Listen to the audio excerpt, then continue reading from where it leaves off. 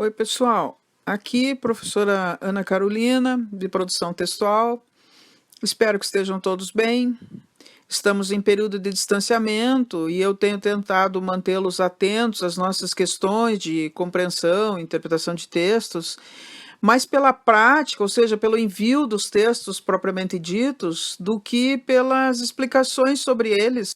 Assim, se formos recapitular ali pelo grupo do WhatsApp, enviei para vocês a lição 1, que está posta no livro Lições de Texto, Leitura e Redação, na qual vimos o que pode ser classificado como texto, que é a materialização do discurso, ou o pensamento materializado, vamos dizer assim. Se você vai entender que o seu texto ele é um todo dentro de um quadro, dentro de uma moldura, né? Você vai imaginar, então eu não posso ver o que está fora dele. Não, de um lado você entende que o seu texto está dentro de uma moldura, ele tem uma estrutura que dá um todo de significado, mas também do outro lado você tem de entender e lembrar que ele está dentro de um contexto. Cada texto está dentro de um contexto. Então, é nesse sentido que a gente precisa sempre se organizar para lembrar que um texto está dentro de um contexto e que um texto se relaciona com outros. Então, se a pessoa grita uma barbaridade no estádio sem se dar conta do que está dizendo, ela tem de entender depois que aquilo que ela disse tem um peso, porque está relacionado com outras situações.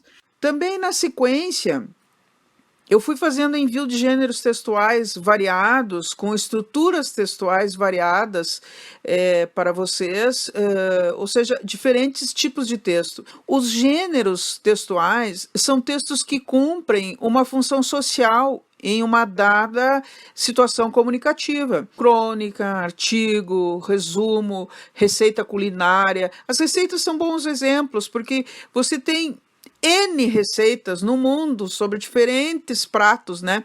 Mas se você for olhar as receitas, elas têm a mesma estrutura, como fazer, o que vai, o que não vai, tempo de cozimento e tal. Então chamamos isso de gêneros textuais. Os tipos de texto são um pouquinho diferentes, embora eles sejam um apoiado em outro, né? Os tipos de texto, eles se configuram por trazer uma estrutura, né? Eles têm uma estrutura formal, têm um objetivo e uma finalidade. Por exemplo, o texto narrativo, que conta uma história, o descritivo, que apresenta as características de coisa ou de situação, o dissertativo, que discorre sobre determinado tema, o expositivo, que faz a apresentação de um conceito ou de uma ideia, o injuntivo, que instrui o leitor a fazer alguma coisa. Eu fui mandando para vocês alguns tipos de texto, por exemplo, dos textos expositivos ou informativos, eu mandei o gênero portaria da UERGS, pronunciamento do reitor. Do tipo dissertativo, eu mandei a entrevista com o professor Fischer sobre leitura e leitor. Tem também um texto da professora Corse falando sobre a leitura.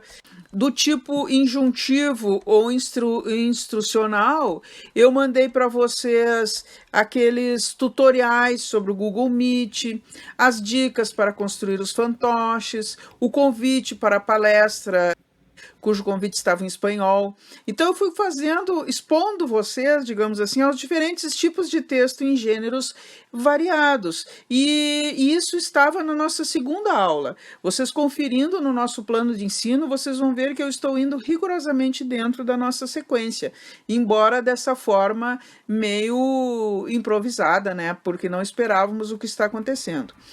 Eu mandei para vocês, além da palestra sobre o tsunami tecnológico, eu mandei também junto naquele link estava a revista Tecnologias Manipulando a Vida, o Clima e o Planeta, e o artigo do Leonardo Melgarejo sobre o coronavírus, a barbárie e a força do cerrado.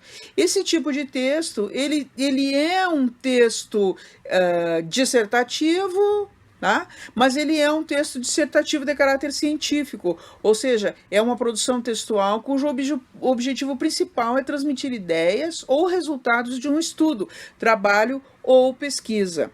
Então, vocês estavam sendo expostos a esses tipos de texto e gêneros, enfim, além dos textos literários, os poemas, os saraus, os textos sobre o dia do livro, o espetáculo do Circo du Soleil, a música do Tiago, colega do curso de letras, os clipes do YouTube, os jogos de palavras, no livro enviado pela professora Cristina da UFPEL.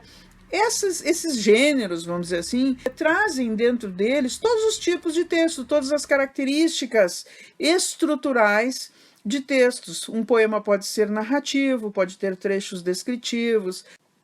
O próprio circo é uma manifestação que preenche diversas dessas modalidades, né, tanto do tipo de texto quanto de gênero, né? Então, vocês receberam essas informações via WhatsApp. Hoje eu vou abordar com vocês o conceito do texto dissertativo argumentativo. Como eu já havia dito, dissertar é você falar sobre alguma coisa, você apresentar determinado assunto com riqueza de detalhes, com bastante características. O texto dissertativo argumentativo, ele além de discorrer sobre algo, ele faz uma defesa de um determinado pensamento, qual seja do seu autor ou de uma determinada tese. Então, um texto dissertativo argumentativo, ele segue uma sequência de defesa de pensamento.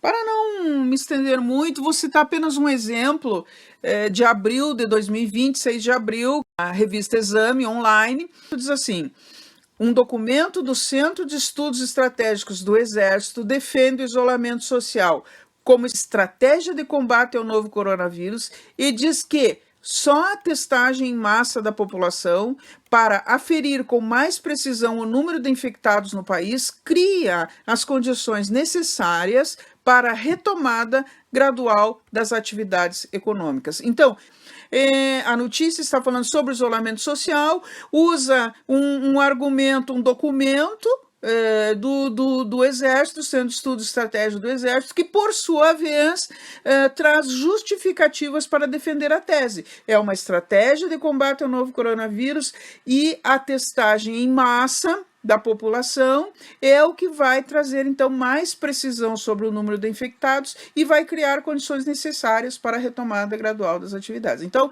esse texto, além de ser dissertativo, ele, além de explicar uma situação, ele faz uma defesa do isolamento social e explica por quê. O Garcia, da bibliografia que eu passei para vocês, tem uma definição sobre legítima argumentação que eu acho fantástica. Ele diz assim: a legítima argumentação, tal como deve ser entendida, não se confunde com bate-boca estéril ou carregado de animosidade. Ela deve ser, ao contrário, construtiva na sua finalidade, cooperativa em espírito e socialmente útil. Olha que coisa fantástica, né? Você vai fazer o seu argumento não para humilhar alguém ou para mostrar que você sabe mais ou para se sobrepor em termos de poder. Você vai fazer para construir uma nova ideia, cooperar com aquela situação que está sendo abordada ali e, especialmente, a sua argumentação, ela precisa ser socialmente útil. A argumentação, ela abre com uma proposição, que é o seu pensamento, a sua tese, né? Ela deve ser afirmativa, definida e limitada, não deve ter ainda nenhuma defesa, porque vai vir mais adiante essa defesa. A segunda parte ele chama de análise da proposição, que é quando você vai explicar bem as palavras que você usou, por que você está colocando aquilo, como é que você pensa que aquilo que você disse é. E a terceira fase vem a formulação dos argumentos. Essa é a parte importante, porque a formulação dos argumentos ela é baseada em evidências. Então você vai encontrar lá fatos, exemplos, ilustrações, dados estatísticos, testemunho. Então esse argumento ele vai ser socialmente útil porque ele vai ser fundamentado.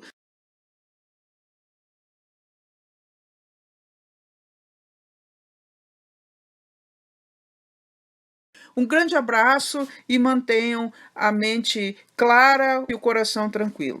E se Deus quiser, vou trabalhar com vocês sobre todos esses temas de forma presencial.